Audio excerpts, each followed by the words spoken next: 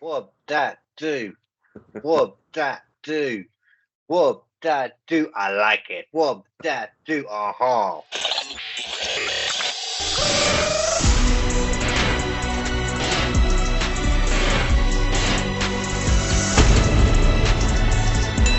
Well, folks, it's no secret that when I started out in this business, I had $7 in my pocket, and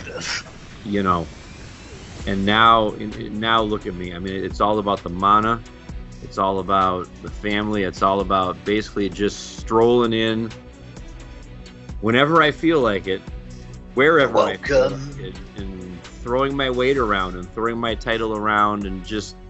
I don't care if you have an overarching, long-running storyline. I'm going to insert myself into it because I am Brian. I am the intellectual savior of the wrestling masses. I am 1/3 of the brains behind Wrestling with Egos. And we're coming to you tonight here on a Saturday. I am joined by the funniest man in the room from across the pond, Kd Hinken. And Kd, I know you're dying to add your 2 cents into the mix, but first of all, how goes it? I'm feeling as good as anyone can feel. I saw Elimination Chamber and I heard a Birmingham, and I was like, yes, my city's been mentioned in WWE during an Australian fight. Yeah, man, it can't get any better than that. The math checks out. Great name for a move. Terrible looking move, though. Whose move is that? That was the new Catch Republic, one of their new tag team moves. Okay. It's a burning hammer, a double team burning hammer, but because they're from Birmingham, like what? They call it the Birmingham hammer. Wordplay. I like it. I like New Catch Republic. How did you feel about that name? How do I feel about what? New Catch Republic as a name. I don't mind it. I like it. That sounds cool. I'm a fan. I liked Grizzly Young Veterans too when they were in NXT. I mean, they're in TNA now. To be fair though, I mean, in a nice way to cut you off there, I mean, I do want to know your opinions about stuff. I don't know why I'm bothered asking your opinion about little things like that. I want to know your opinion about the big stuff. It's been a while, a good few weeks. Let's hear how it goes. How do you feel about R-Truth getting kicked out of Judgment Day? I'll tell you what. Just when you think R-Truth cannot, you asked me the question, I'll give you the answer. Just when you think R-Truth cannot mine this for anything more than he's already done, did I see correctly where he flew to Austria and filmed himself and wanted to know why nobody else was there? Like I came to Austria for Elimination. Yeah, and I heard that. He filmed himself in the airport or in the train station or something like that. That's great. I mean, that man is like I've said before on the show. Like, you talk about guys who understand their place in the business and get creative as all get out with how they can, take it to the limit and exploit that for all it's worth. R-Truth is, just when you think he's done, he finds another way to be relevant. And this stuff with Judgment Day, and kudos to all of Judgment Day for playing along with it. Yeah. And Damian and Dirty Dom and JD are playing along with it, and Rhea, and they're making him a de facto member basically by association. I like how they kind of turned it around now as well, and they got the heat back. It's good. And there was one of those entrants like Fax. They said he's now not now, but he's the longest tenured roster member. Like, he's been there since 2000. Yes, because he was there, and then he got let go, and then he came back, and he's been there ever since. That sounds about right. 2000, 2001, when he came back with Road Dogg and did that little tag team, for a cup of coffee or whatever it was. But he was in TNA before that one. I remember him being NWA champion. Yes. During when I started watching like TNA and that, going back to our TNA episode. When I started watching that NWA TNA, I was watching R-Truth. And at the same time, other people were watching The Rock. And funnily enough, that penis head has come back. That man behind you that I can see in 3 different forms at least. Yes. In this shot alone. long-standing viewers and supporters of the show, and part, the members of my inner circle will no doubt recollect and understand that The Rock, or as apparently we're referring to him on this show going forward now. Apparently it's canon now. The Rock, the Dwayne Johnson. I'm sorry, I stumbled over it. I wasn't here when the term was coined and patented and the copyright was filed and all that. You'll get there. It'll become second nature soon. You would think that I would be over the moon that this guy is back and a major player again and all that kind of stuff. But I'll say this. If I had been on with you all 3 weeks ago when you guys broke down the initial, was that the week of the press conference or was that before the press conference? I'm trying to remember that myself. I think it was just after the press conference, I believe. Okay.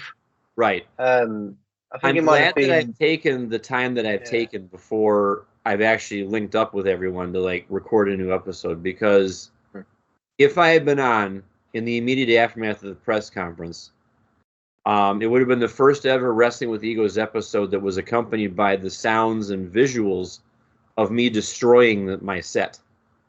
Oh, wondering where that was going. It would have been crap being thrown around. There would have been effigies, maybe in the background, because I was angry.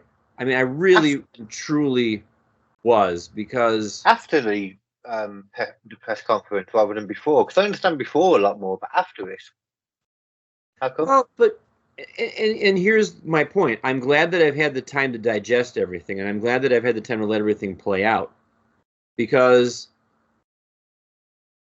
I've never really gotten the chance on this show to talk about how I feel about The Rock now. I'm talking about in the last 5+ years that he's made these sporadic appearances to do whatever. And I'm discovering that he is, and this isn't necessarily a bad thing because it worked for Cena, and it works for Hogan, and it works for other people too. He is basically stuck in 1999. In the wrestling world. In the world in general, Dwayne Johnson has done scary good for himself. He's the most bankable actor in Hollywood anymore. He has all these enterprises on the side. He's got. It sounds like you're farting as you're talking right now for some reason. No, I'm serious. I'm. No, I don't mean what you're saying. I mean literally just some kind of distortion coming through as you're talking. Oh, I'm sorry. Maybe the microphone's too close. Maybe I'll back the microphone away and see if that works. Oh yeah, that went perfect and cool. Okay, the microphone was too close. Big veins. And I'm not going to waste time driveling on about. We all know what The Rock has done outside of the wrestling world, but he comes back into the wrestling world and he seems out of place now. He seems, a couple years ago when he came back and he was interacting with Rusev and Lana, it just seemed out of place. And then on day one this year, when he came and interacted with Jinder Mahal, it just seemed out of place. And on and on and on. And it has took him a while to find his I worry in the company again. I worry at the time that if all this is you're going to come back, and as I mentioned to Patrick on one episode, if you're going to come back and give us your greatest hits from 1999 in a promo that sounds like it's a first-grade art project, the way it's pasted together, that's not what we need anymore. And I think The Rock realized that, because now we have a full-blown heel turn on our hands. The way he's leaning into the Cody Crybabies and the way he's, tweeting at the Premier of Australia, if anybody's talking trash about The Rock and Roman Reigns, you let me know, and I'll come over there and I'll slap their... trying to actually be not even just like a cool heel, just being a fully heel, I don't like you kind of heel. It probably helped. It probably helped that everybody went sour on him, and also a portion of people sent his daughter death threats. Probably helped him get to that angry point. I forgot about that part. I could hear the anger in his voice when he was talking, and I was like, he's got that in his head. Yeah, definitely. But it's kind of put everybody's part to play into focus here, because I initially thought Rock was coming back to just skate in and win the title one more time and be the one to take it off of Roman. Yeah, arguably that could have been. You know, if you take the macro view, which I had to give myself 3 weeks to do, and not the micro view. I've said it before on the show, and this is the last time I'll say it. We don't need versus Roman Reigns. If there was no pandemic, we would have already had The Rock versus Roman Reigns somewhere along the line to kind of move Roman up the ladder more, but he doesn't need that anymore. Now we're getting Rock, and here's my theory about it, and then I'll turn it over to you, and we can let the discussion go where it will. I feel like what The Rock is setting everyone up for, it's going to wind up being a triple threat at Mania. I know it's announced to be Cody versus Roman on night 2. Fine. It's going to wind up being a triple threat at some point here. But The Rock is there to inevitably eat the pin, I think. So that Cody will be the one to pin The Rock, is my opinion. And then Roman then gets ticked about that, and then that comes to a face turn for Rock, because, you know, I didn't ask you to get my business, that kind of thing. And then you can have the denouement of all that the rest of the year. You can do that at SummerSlam, you can do that at Survivor Series, you can do that whatever. And then Roman can go off and either retire, take his time off, and come back, or whatever. But I feel like The Rock is box office, The Rock is clicks online, The Rock is social media mentions and all that stuff, and you wouldn't waste it. He's very much that. If he wasn't going to figure in the main event somehow. I don't think he's there to win the championship. He doesn't need to win the championship. But he can sow the seeds of Roman's ultimate demise. And I feel like he's one more big chess piece on the road to doing that. What say you about everything I've just said? Or anything you say? I mean, as far as Rock goes, like, I don't see that happening. I see more, it's going to be Roman and Cody headlining night 2. I think there's a chance that maybe you'll have, like, Steph in Roman's corner. Steph in Cody's corner and The Rock in Roman's corner. But also there's a talk of, like, them having a match the week before. On night 1 with a tag match. I reckon that's a lot more likely. I don't think Rock will get added into the main event just for the fact that it's kind of already, the match is set and it doesn't make sense now. Okay. If they did, don't get me wrong, I think I'd be okay for that too, because I was thinking that at one point too. It would make sense.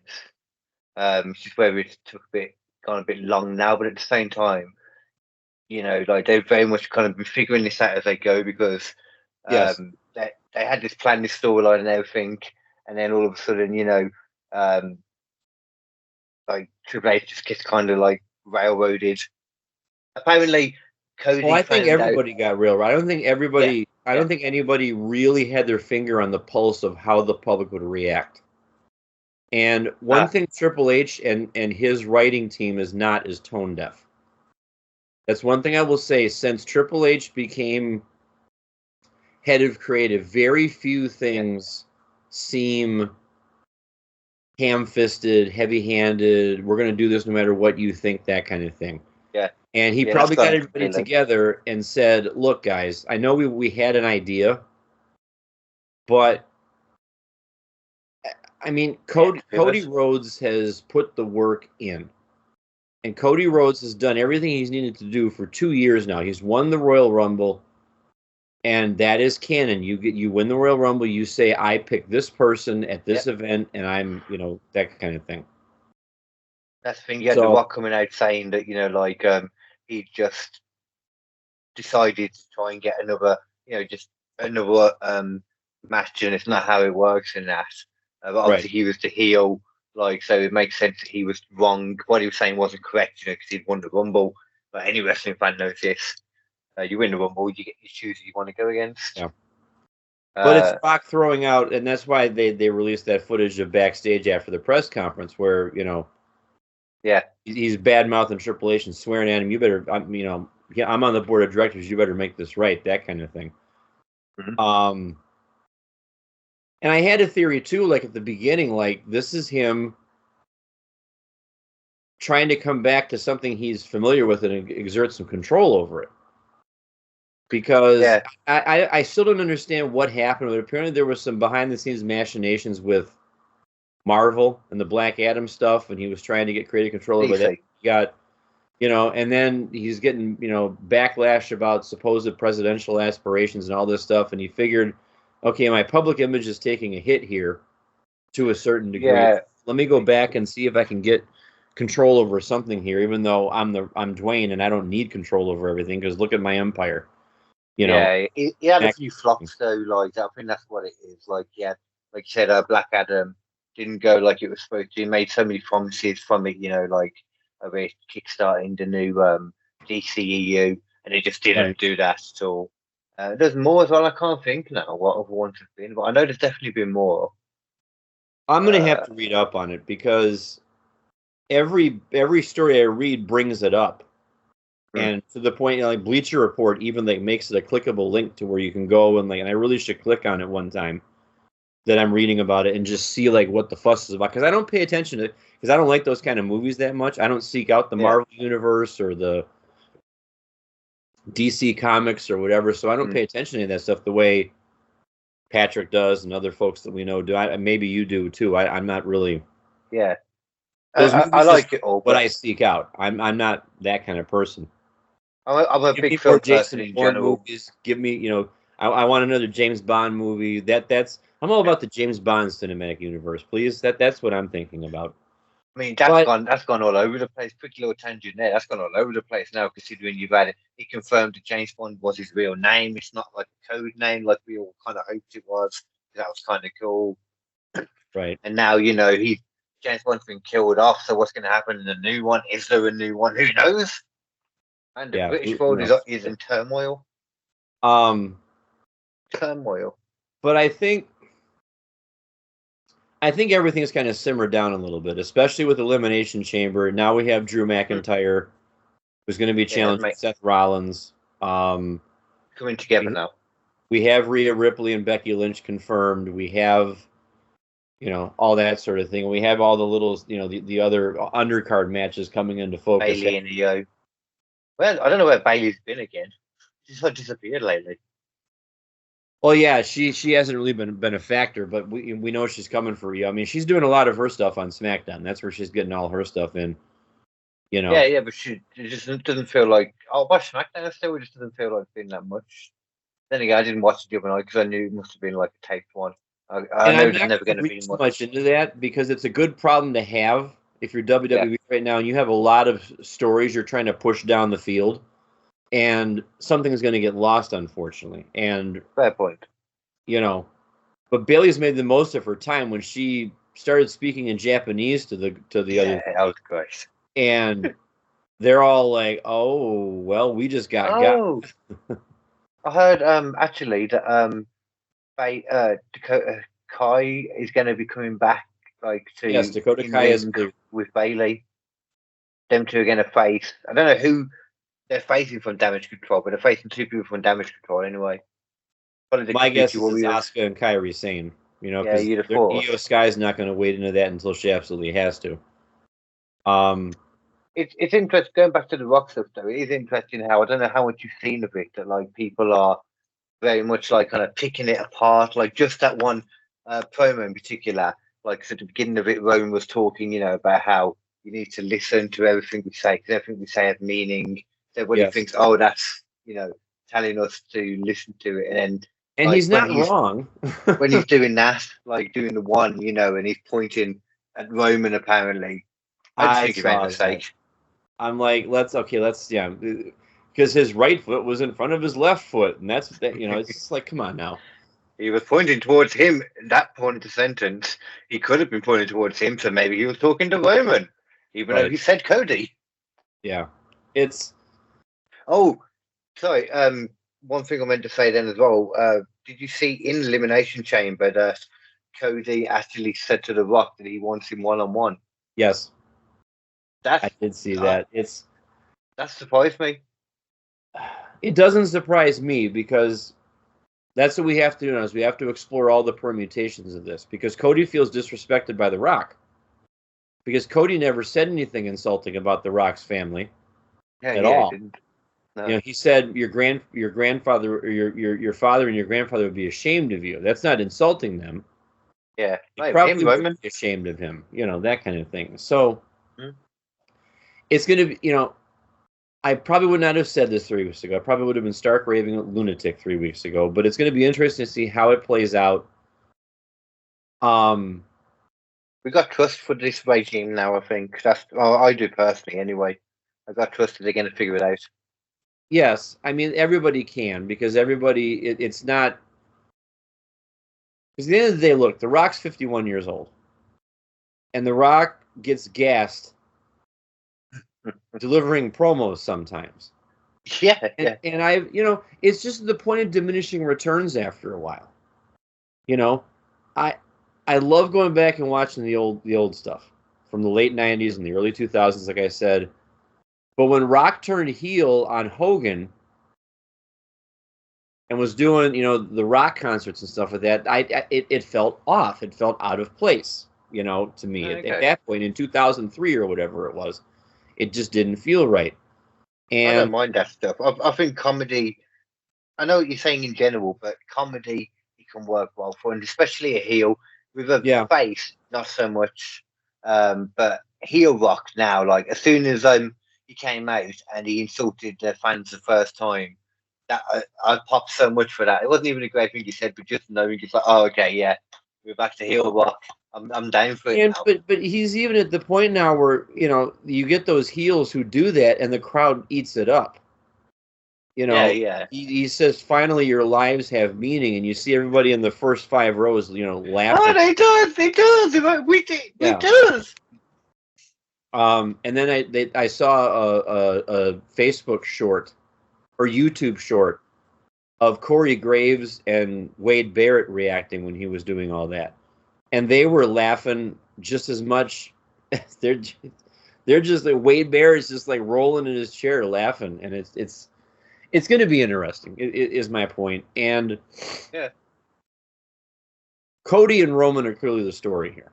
You know, let's not get it twisted. And I'm not worried about Rock making Roman look less than. I've heard that too. That, you know, Roman looked insignificant and it looked like a lackey when they were backstage. Yeah, and that. It's really not. I mean, he is a high chief of the Anoa'i family anyway.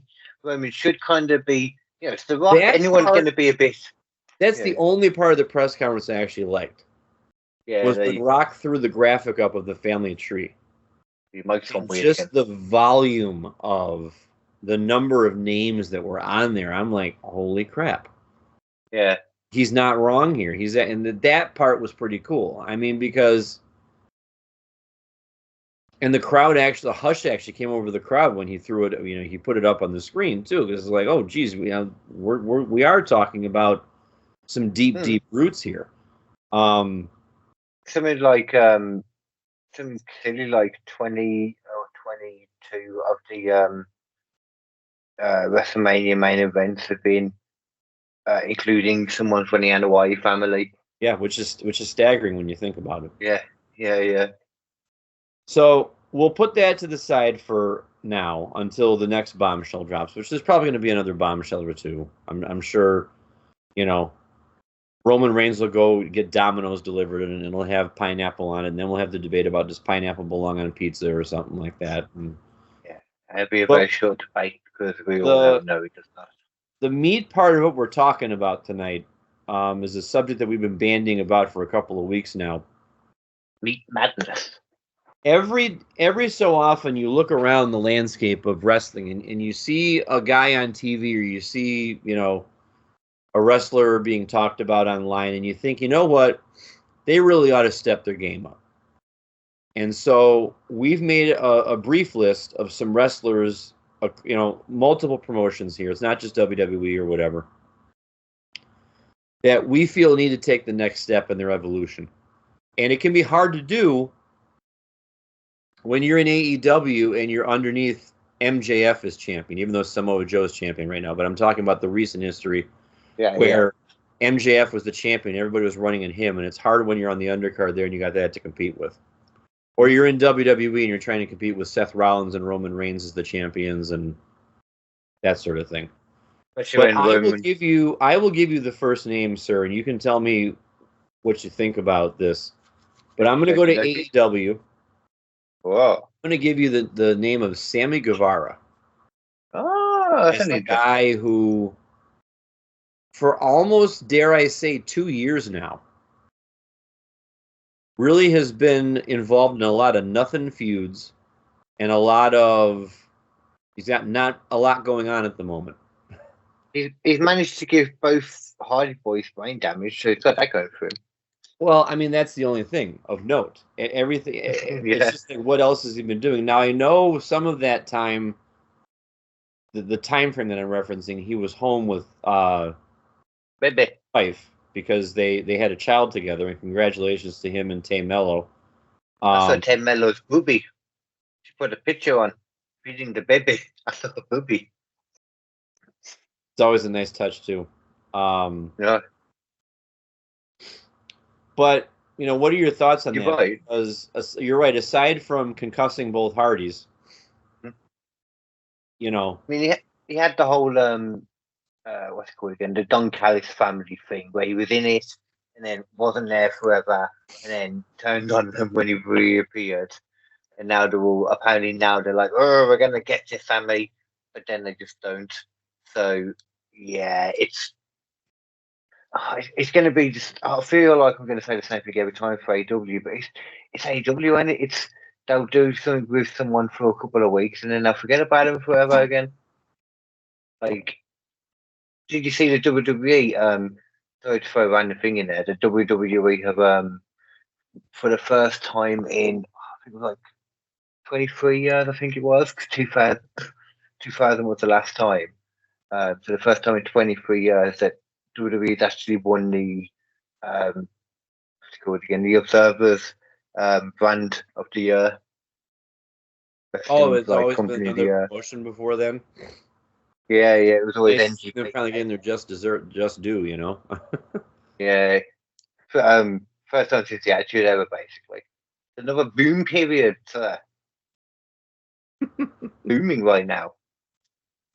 That's got to be great news. But not for Sammy Guevara in AEW. I mean, I agree with you. He needs to step up. But I know that we say, what does that look like? Not like we're talking about a basketball player who needs to step up and make more 3-pointers, or a wide receiver who needs to catch the balls that gets thrown to him in football and stuff like that. But in wrestling, like stepping up, there's a lot of moving parts that go along with that. It's, are you getting good creative written for you? Are you advocating for yourself? And when you get the opportunities, then what are you doing with them? Or are you just having middling matches and getting hurt and not getting a reaction and not moving the merch and, doing all of that kind of stuff? Because when he was having matches with MJF and he was, I'm one of the 4 pillars and all that kind of stuff, he was white hot at that point, but then ever since then, it's just been kind of mid at best with him. I agree completely. And I think, I'll kind of counter that as well into one of my first ones, because I think the same reasons apply to one of the ones I put down as well, and some other reasons too. But for a lot of the same reasons as Sammy Guevara, I think Darby Allin needs to step up as well. Even though he's involved in this thing with Sting? Yeah, I'd say it's different, but at the same time, to me, like, he needs to get away from the whole Sting thing, which it's a good job that he's, retiring for Darby, I think, because at the same time, though, I think if he really wanted to, like, one way of stepping up would have been to end the whole Sting retirement thing with maybe Darby turning on him, and then they could have had a one-on-one. I'll be the one to end your career then. That could have been, and that was theorized a lot online, when they were predicting like how the year would go, like Darby would be the one to turn on Sting and actually like leave him in a heap and that kind of thing. That'd be cool, man. What I'll say about Darby is, I think he's kind of been in reverential mode ever since he's been teamed up with Sting and been, hooked onto Sting. Because when you're riding with Sting, you just kind of keep your mouth shut and you let him talk to you. Excuse me. Yeah. And I think, to your point though, once this angle with Sting is done, and then Darby's a lone wolf again, that's where we're going to see it. And maybe he needs a character change. Maybe that's the solution here, is to come out. I know you're the brooding, loner kid, but maybe come out in no face paint and regular clothes one of these days. Oh, I don't know about that. I'm fine with him being like what he is, but maybe a heel, would have been cool. Yeah, I do like the idea of you don't necessarily have to have heels and faces nowadays.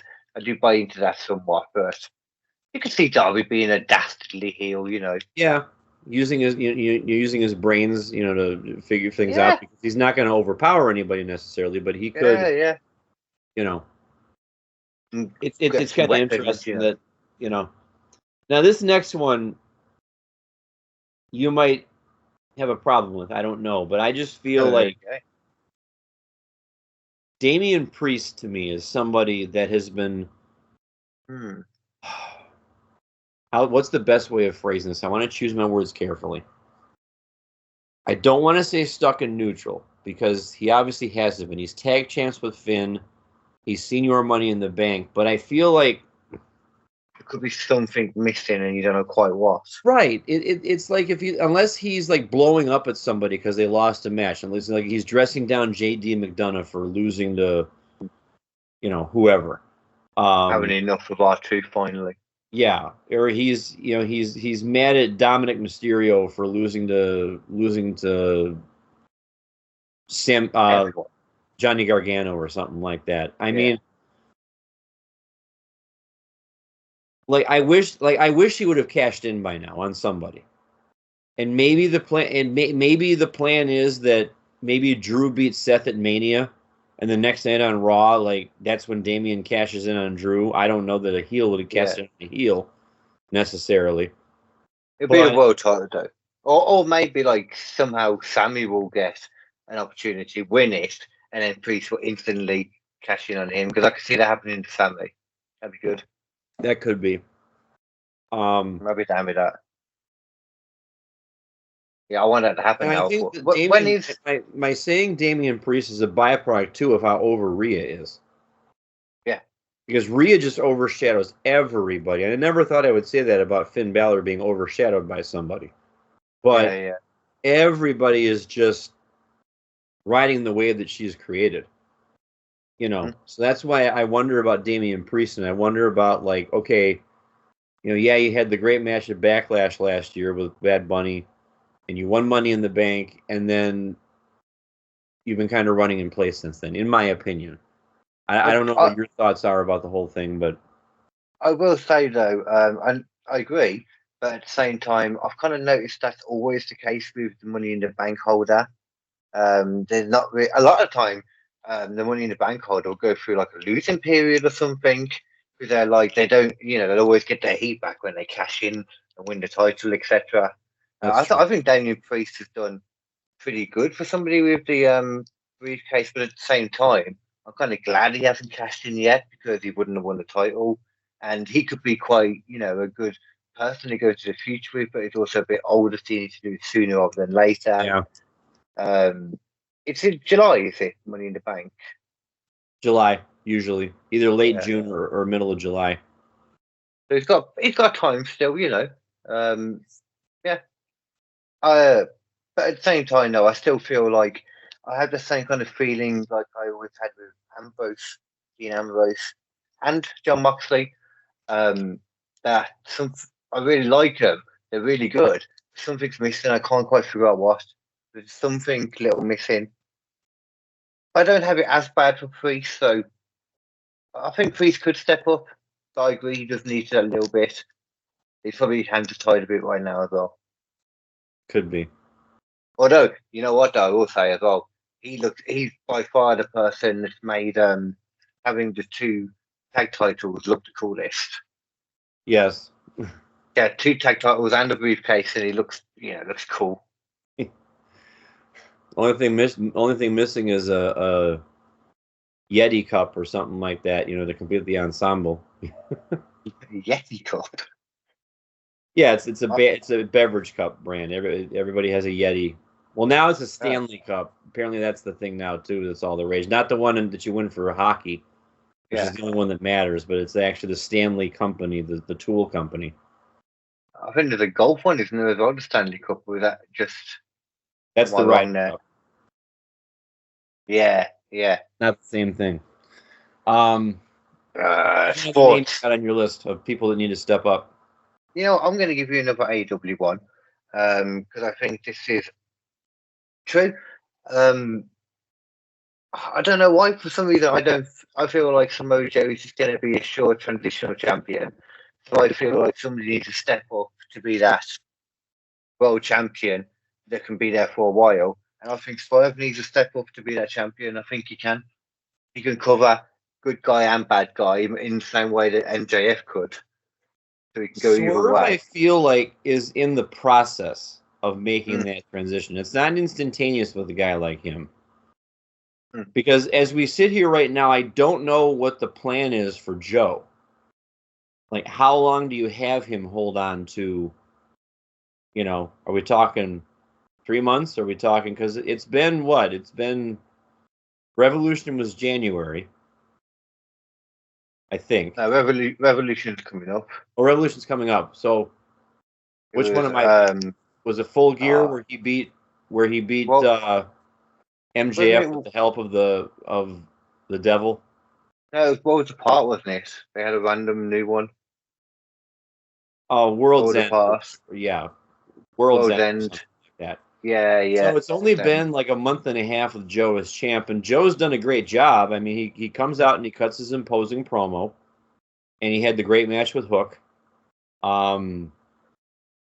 He's got a lot of defenses in there though early, Sometimes they signed that they're gonna lose the title quick because at least they've had some defenses in there early. Yeah, I mean that's why I wonder, like, it's a legitimate wonder I have about Joe is physically how long can he go, and what kind of a match can he have? I mean, he's usually known for the quick, the quick competitive, not the squash matches. That's not what I'm talking about, like a Goldberg. But what I'm talking about is a burst of like a 7, 8, 9 minute match where everybody gets stuff in, but it's clear that Joe is the aggressor, But you look at all the people that they have running at him. Swerve is the best of the bunch because Hangman apparently is hurt. Apparently he's not. Oh, he's not? There was a rumor that he may have suffered an injury at the last, Dynamite or whatever. Yeah, when I watched it, I thought he had, but then apparently it was purposely done to try and work people for a week or something. And if that was the case, then people are like, oh... And it follows the character of this smarmy, cowardly kind of person, because... And I don't know if they're buying time for when... Kenny Omega can come back from the diverticulitis, which is what takes a long time, or if they're buying time for Adam Cole to come back, because he's going to still take a long time too. It's still several months out from him being able to come back. Well, will Ospreay go for the title list, all in? Possibly, straight away, he debuts and takes out, comes up on Joe and challenges him, and there's your new champ. Or Wembley. Right. That would make the most sense. We get the best reaction. But I think, to get back to Swerve Strickland, I feel like he's in the process of taking that step because he's over as hell. He gets reactions everywhere he goes, and his style is a lot different from anybody else that I can think of.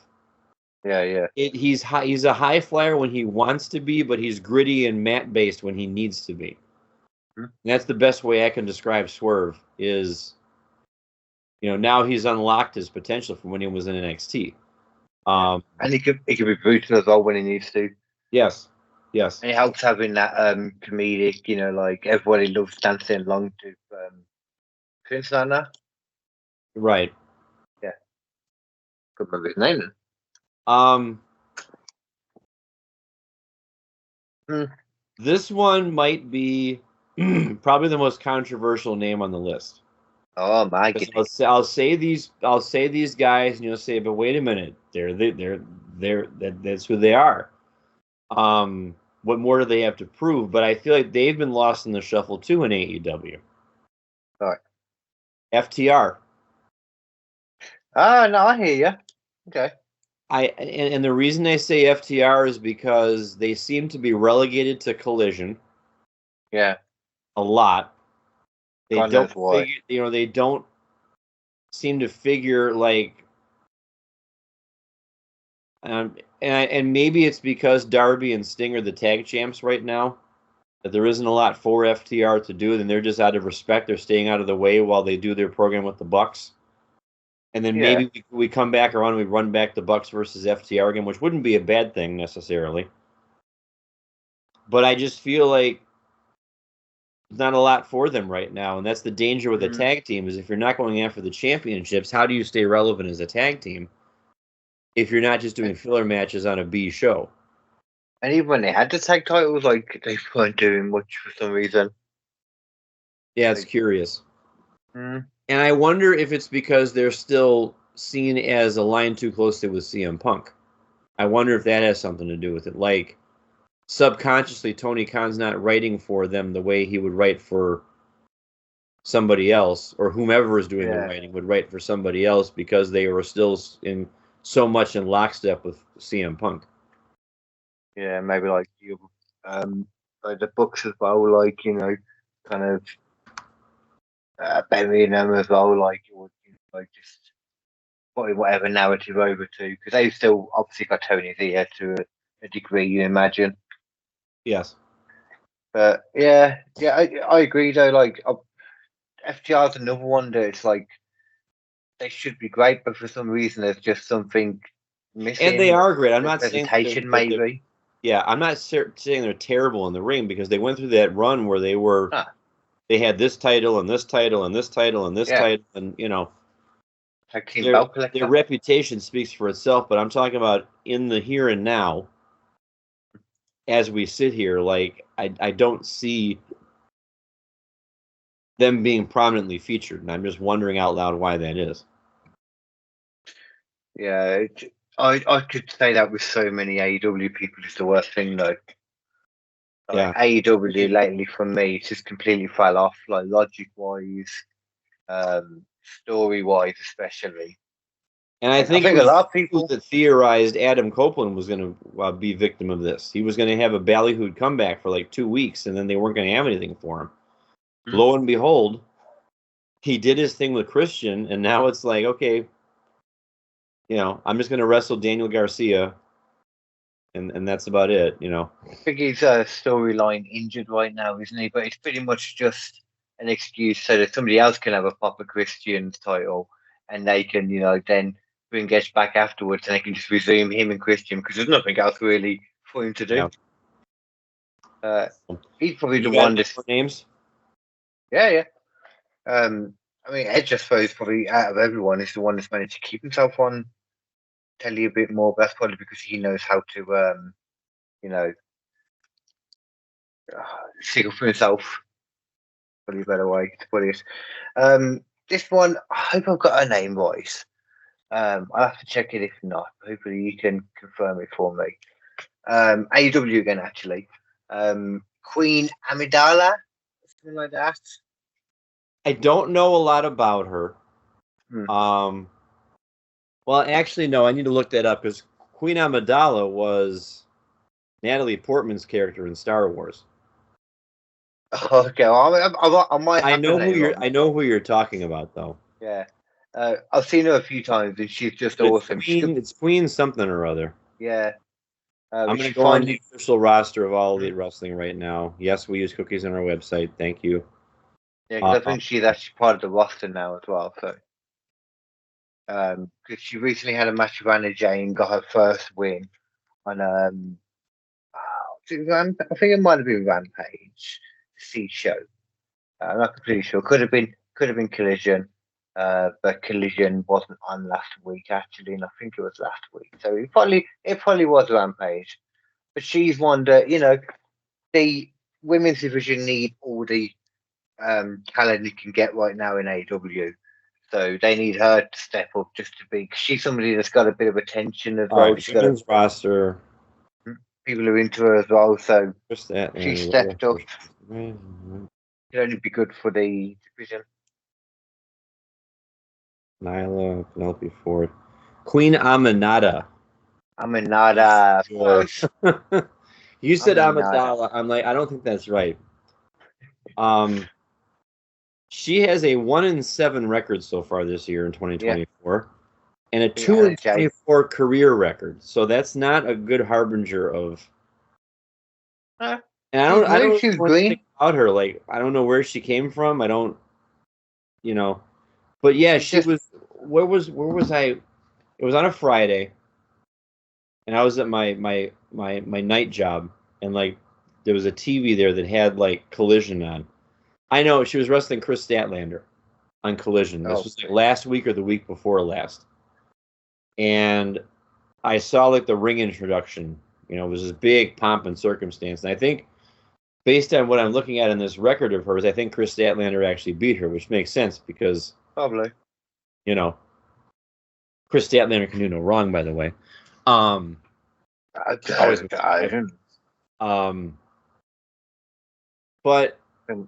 a lot of people in that. The AEW women's division, as I'm scrolling through it now, has any number of people who you would think would have taken the next step by now.